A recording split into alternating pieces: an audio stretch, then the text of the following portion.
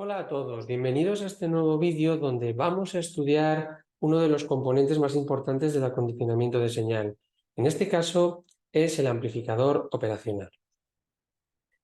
Lo primero es fijar la idea de la importancia de la amplificación. Vamos a recurrir a un sensor que seguramente ya todos habéis escuchado alguna vez. Ese sensor son las galgas extensiométricas.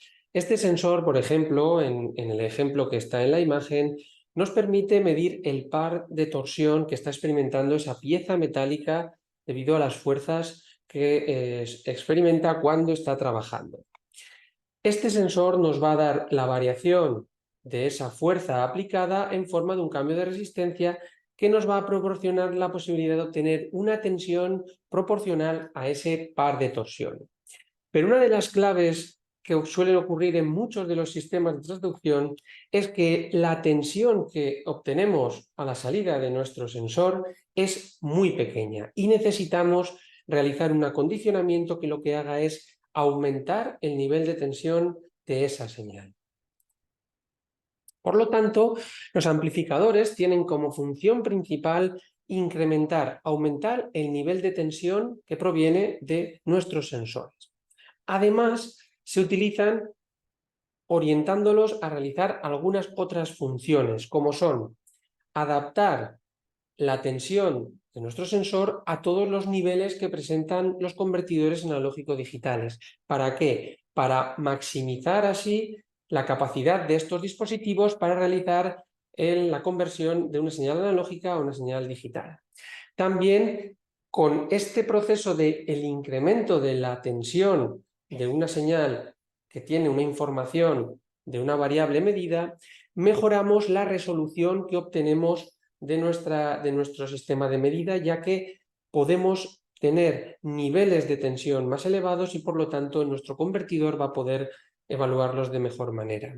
Incrementaremos también la sensibilidad y haremos más inmune la señal frente al ruido. Para desarrollar esta tarea de amplificación en la instrumentación vamos a utilizar tres amplificadores diferentes. El amplificador operacional, el amplificador de instrumentación, que es un amplificador operacional, digamos, avanzado, de alta precisión, mejor que un amplificador operacional corriente, y el amplificador de aislamiento que nos ayudará a solventar algunos problemas cuando trabajamos con altos niveles de modo común o con altos niveles de tensión. En este vídeo nos vamos a centrar en introducir el amplificador operacional.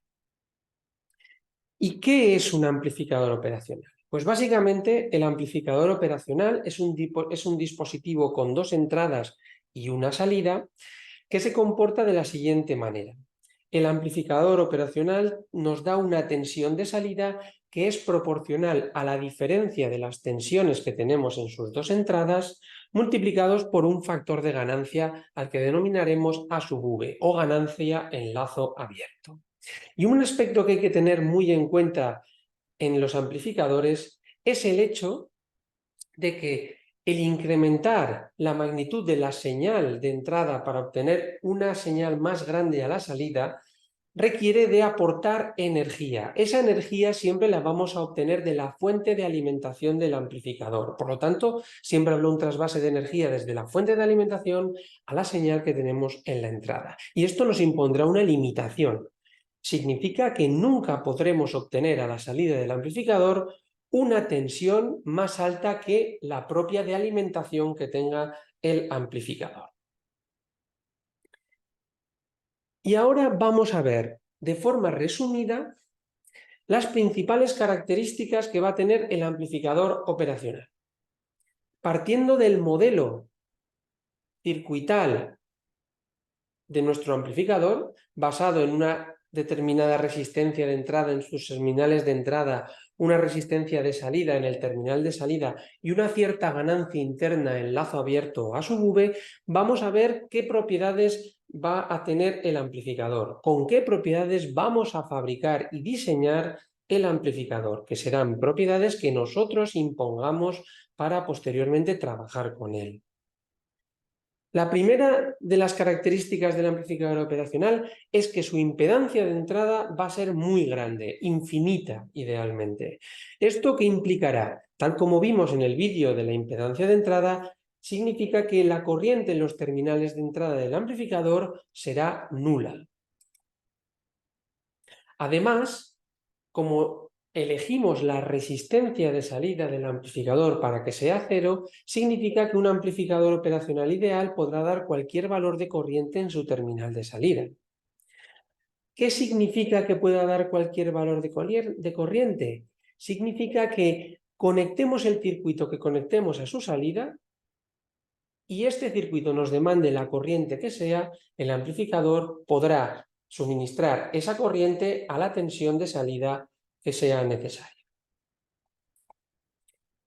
Como hemos visto antes, una de las características que va a tener el amplificador es que la tensión de salida va a ser proporcional a la diferencia de las tensiones de entrada multiplicada por la ganancia de enlace abierto A sub V.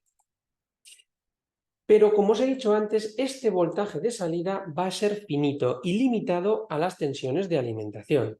Y aquí es donde vamos a entrar en uno de los puntos más importantes que vamos a trabajar a continuación. Nosotros diseñaremos siempre los amplificadores operacionales, es decir, el fabricante va a diseñar siempre los amplificadores operacionales con un valor de ganancia en lazo abierto muy grande, ¿de acuerdo? Y esto va a tener una importante implicación. Fijaos, si la ganancia en lazo abierto es muy grande, en función de la tensión de salida, llegamos a que la diferencia de la tensión positiva y la tensión negativa, es decir, de los terminales de entrada, va a ser igual al cociente de la tensión de salida entre la ganancia en lazo abierto. Como esta ganancia en lazo abierto va a ser muy grande, este cociente va a tender a cero. O lo que es lo mismo, va a producir que la tensión en los dos terminales de entrada sea igual. Este fenómeno, que llamaremos cortocircuito virtual, solo se producirá, y es importante hacer este apunte aquí, cuando exista realimentación negativa en nuestro amplificador. ¿Qué significa que exista realimentación negativa? Significa que el terminal de salida del amplificador esté conectado con el terminal de entrada negativo. ¿De acuerdo? Eso es la realimentación negativa. Y por lo tanto, debido a que la ganancia en lazo abierto va a ser siempre muy grande, por diseño, la tensión que tengamos en el terminal de entrada positivo será igual a la tensión que tengamos en el terminal de entrada negativo. Además, el amplificador operacional, siempre que las tensiones a la entrada del amplificador sean iguales, generará una tensión de salida igual a cero, lo que es lo mismo que el modo común es cero en un amplificador operacional. Además, este dispositivo, en el contexto de un amplificador ideal, no va a cambiar su comportamiento, aunque la señal de entrada pueda tener una frecuencia nula o pueda tener una frecuencia muy elevada. Por lo tanto, no existe dependencia con la frecuencia en su respuesta. Además, no existirá ningún tipo de efecto de las condiciones ambientales en su rendimiento. Por lo tanto, la temperatura, el tiempo, la humedad, las variaciones en la tensión de alimentación no deberían suponer una variación en su comportamiento. Vamos a ver un par de ejemplos de cómo aplicar estas condiciones del amplificador ideal a la resolución de un circuito con un amplificador. Vamos a ir al ejemplo más sencillo, los circuitos de escalado, es decir, multiplicar nuestra señal de entrada por un número constante o un factor de ganancia. A la izquierda tenemos lo que llamamos la configuración de amplificador no inversora. ¿Por qué? Porque la tensión de alimentación se introduce por el terminal positivo. ¿De acuerdo? Teniendo en cuenta las características que hemos descrito antes, no existirá corriente circulando por sus terminales de entrada. Por lo tanto, por el terminal de entrada positivo y el terminal de entrada negativo no habrá corriente. Además, hemos dicho que si existe realimentación negativa, como podemos ver en el dibujo, hay una conexión a través de la resistencia R2 entre el terminal de entrada negativo y la salida, vamos a tener que la tensión en ambos terminales va a ser igual. Y como en el terminal positivo la tensión vale VI, en el terminal negativo también valdrá VI. Esto nos lleva a que la corriente que va a circular por R2 va a ser igual a la corriente que va a circular por R1, ya que no hay corriente circulando por el terminal de entrada negativo. Y esto nos va a llevar a que al resolver el circuito, la tensión de salida y la tensión de entrada están relacionadas por un factor de ganancia dado por esas resistencias que forman nuestro circuito. En este caso, un factor de ganancia de 1 más R2 partido por R1. Podemos darnos cuenta cómo si nosotros seleccionamos los valores de R2 y de R1 adecuadamente, podremos dar cualquier factor de ganancia mayor que la unidad. Y otra de las configuraciones clásicas de amplificación que disponemos con un amplificador operacional es la de amplificador, en este caso amplificador inversor, que es la que tenéis a vuestra derecha. En este caso, la tensión de entrada se aplica a través del terminal negativo y tenemos una resistencia que hace la realimentación entre el terminal de salida y el terminal de entrada negativo. Aplicando las condiciones que hemos visto antes, no circula corriente por los terminales de entrada y ambos terminales tendrán la misma tensión. Como aplicamos directamente la masa sobre el terminal positivo, aparecerá también el valor de la masa en el terminal negativo. Esto provocará que la corriente por la resistencia R2 tenga que ser igual que la corriente que circula por la resistencia R1. Y nos llevará a que al resolver nuestro circuito, tal como tenéis en la imagen, la tensión de salida será igual a la tensión de entrada multiplicado por un factor de ganancia. En este caso, un factor de ganancia menos R2 partido por R1. Esta denominación de amplificador inversor viene debido a ese signo. ¿Por qué? Porque la salida tiene una inversión de 180 grados en la fase de la señal, o lo que es lo mismo, un cambio de polaridad. Además, podremos, en función de las resistencias R2 y R1, seleccionar el valor de ganancia que nosotros queramos. Desde un valor unidad, con las dos resistencias iguales, un valor menor que la unidad, donde R1 sea más grande que R2, o un valor mayor que 1, donde seleccionaríamos una resistencia R2 mayor que R1. Estos circuitos serán muy utilizados y nos servirán para amplificar múltiples sistemas de medida. Por último, vamos a ver cómo podemos aplicar en el circuito de restador o en el circuito de resta diseñado con un amplificador en este caso operacional, cómo podremos calcular y aplicar las condiciones de idealidad para resolver este circuito. Supongamos el circuito que tenemos en la figura. Vamos a utilizar el principio de superposición para su resolución. Si recordáis, el principio de superposición consiste en calcular el efecto de cada fuente de forma independiente, desconectando todas las fuentes que no sean la que queremos calcular en cada una de las iteraciones. En el ejemplo que tenemos, como tenemos dos fuentes, calcularemos el efecto desconectando la otra que está en el circuito. Vamos a considerar primero el caso donde la fuente V1 es igual a 0. La hemos desconectado, la hemos cortocircuitado a masa. Vamos a ver el efecto de la tensión V2 a la salida. Aplicando las condiciones que hemos visto antes, las corrientes por los terminales de entrada serán nulas y la tensión en ambos terminales va a ser idéntica. Podemos ver cómo la resistencia R3 y R4 están en paralelo y por lo tanto al no circular corriente no habrá tensión aplicada en el terminal V+, por lo tanto el terminal V- también será igual a 0.